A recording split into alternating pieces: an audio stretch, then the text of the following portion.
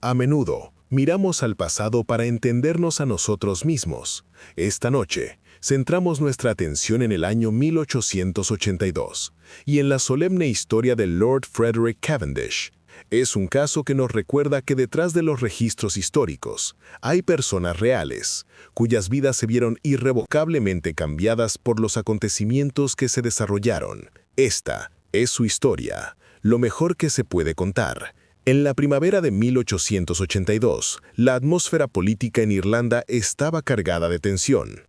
Años de disturbios agrarios, conocidos como la Guerra de la Tierra, habían enfrentado los agricultores arrendatarios con los terratenientes, y la respuesta del gobierno británico había oscilado entre la reforma y la coacción. En un intento por sofocar la agitación, el primer ministro William Gladstone buscó un nuevo camino de conciliación. El instrumento elegido para esta política fue Lord Frederick Cavendish, un político respetado y moderado, que también era sobrino de su esposa. El 6 de mayo de 1882, Lord Cavendish llegó a Dublín para asumir su nuevo cargo como secretario en jefe para Irlanda. Su nombramiento fue visto como un símbolo de esperanza, una oportunidad para acortar la brecha entre el gobierno británico y las aspiraciones del pueblo irlandés. Llevaba consigo la promesa de un enfoque nuevo y más indulgente, llegando a una ciudad que era el corazón mismo del conflicto que había sido enviado a resolver. Bajo la superficie de la vida oficial de Dublín, un elemento mucho más radical estaba en acción. Una sociedad secreta, que se autodenominaba Irish National Invincibles, se había formado con un propósito singular y violento. Como un grupo disidente de organizaciones nacionalistas más tradicionales, los Invincibles rechazaban la negociación política y creían que solo a través de asesinatos selectivos de funcionarios británicos clave podrían romper el dominio de la administración del Castillo de Dublín. Su principal objetivo no era el recién llegado secretario en jefe, sino un hombre que personificaba la permanencia del gobierno británico en Irlanda, Thomas Henry Burke. Burke era el subsecretario permanente, el funcionario público de mayor rango en el gobierno irlandés. Con décadas de experiencia, era considerado la memoria institucional y el jefe operacional de la administración británica. Para los Invincibles, él era el principal arquitecto de la coerción y el símbolo de un régimen opresivo. Durante meses, habían estado planeando meticulosamente su desaparición, siguiendo sus movimientos y esperando el momento oportuno para atacar. La noche de su llegada, después de haber jurado su cargo oficialmente en el castillo de Dublín, Lord Frederick Cavendish decidió caminar hasta su nueva residencia, la Chief Secretary's Lodge, ubicada en la vasta extensión de Phoenix Park. Era una agradable tarde de primavera, y el parque estaba lleno de habitantes de Dublín que disfrutaban del clima. Mientras avanzaba por la vía principal, Cavendish se encontró con Thomas Burke, quien viajaba en un coche de caballos. Al reconocerse, Cavendish despidió a su propia escolta y se unió a Burke, quien se bajó de su carruaje para acompañar al nuevo secretario en jefe en el resto de su paseo. Los dos hombres, uno la cara fresca de una nueva política y el otro el símbolo perdurable de la vieja guardia, caminaban juntos, inmersos en una conversación.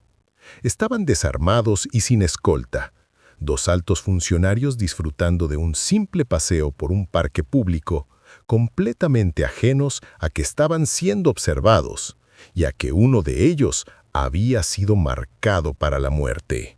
Cuando Cavendish y Burke se acercaron al Phoenix Monument, un grupo de hombres, miembros de los Invencibles, se les aproximó.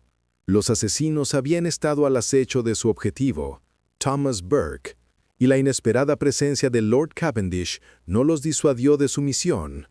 El ataque fue sorprendentemente rápido y brutal.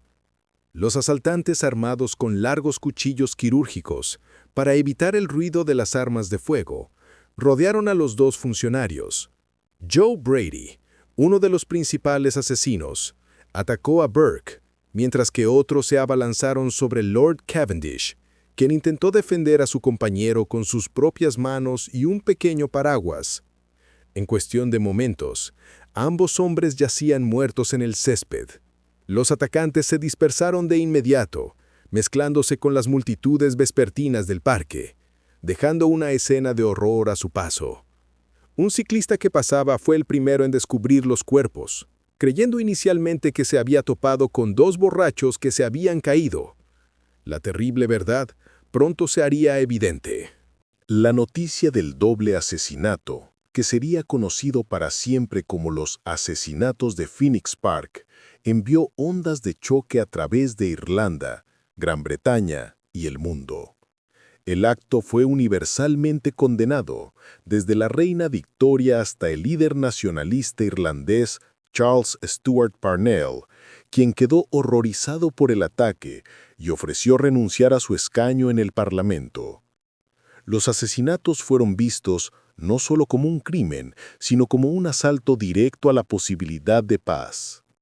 La política de conciliación de Gladstone quedó en ruinas, destrozada en los mismos momentos que le arrebataron la vida a su sobrino. En Londres, el gobierno entró en crisis y un ambiente de venganza reemplazó cualquier pensamiento de reconciliación. En Dublín, la administración estaba paralizada por el shock y el miedo. Los asesinatos habían logrado el objetivo a corto plazo de los invencibles, de infundir terror en el corazón del gobierno británico, pero al hacerlo, habían desatado una tormenta política que consumiría a toda Irlanda. La Policía Metropolitana de Dublín fue sometida a una inmensa presión para encontrar a los asesinos. La investigación fue dirigida por el superintendente John Mullen, el jefe de la división de detectives, y un hombre conocido por su habilidad y determinación. Sin embargo, la investigación inicial no arrojó casi nada. Phoenix Park había estado lleno de gente, pero pocos testigos se presentaron, y los que lo hicieron proporcionaron descripciones vagas y contradictorias. Un formidable muro de silencio, construido por una combinación de miedo y simpatía nacionalista, se enfrentó a la policía. Durante meses, la investigación se estancó. El gobierno británico, en su frustración, aprobó la Ley de Prevención de Delitos, una severa pieza de legislación que otorgaba a la policía amplios poderes nuevos de arresto e interrogatorio.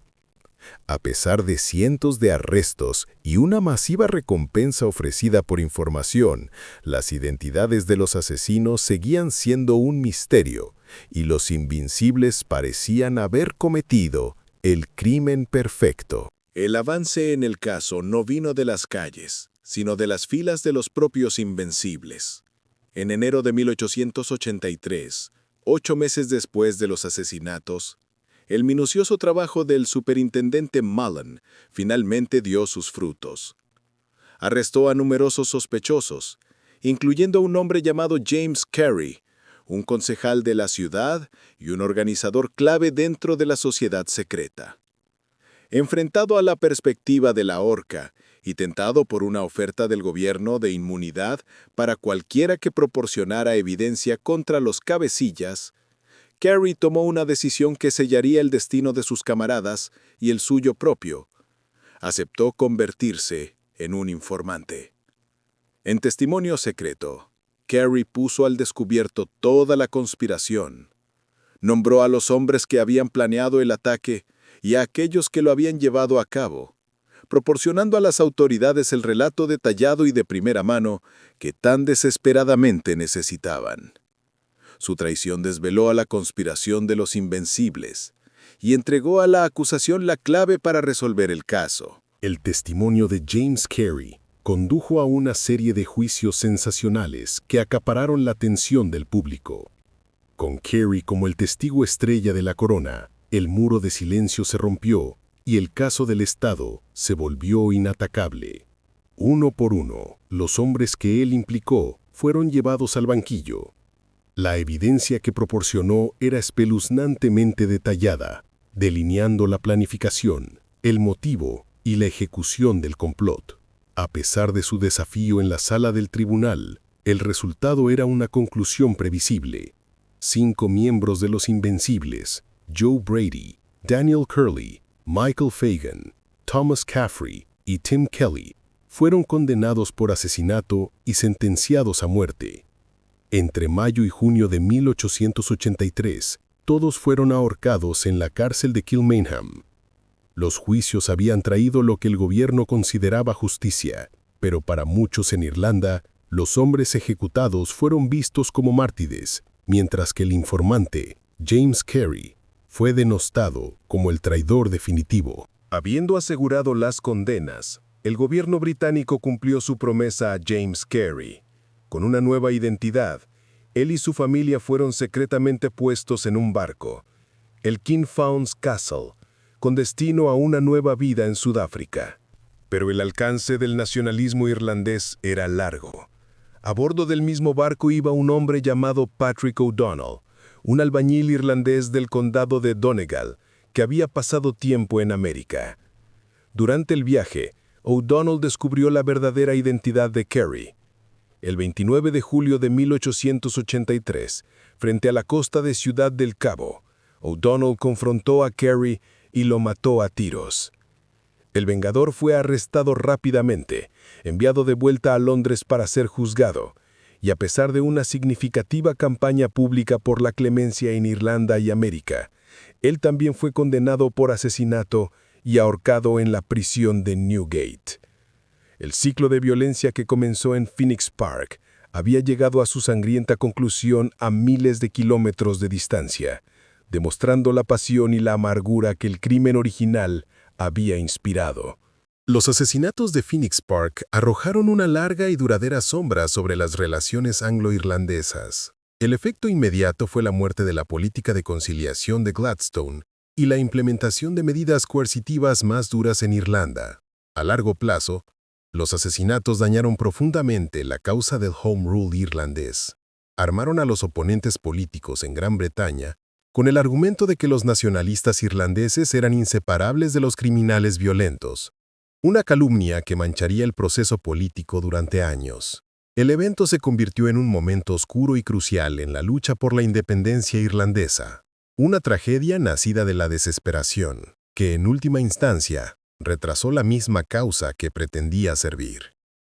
La historia de Lord Frederick Cavendish y Thomas Burke es un solemne recordatorio de cómo un solo acto de violencia política puede alterar el curso de la historia, dejando atrás un legado complejo de martirio, traición y conflictos sin resolver.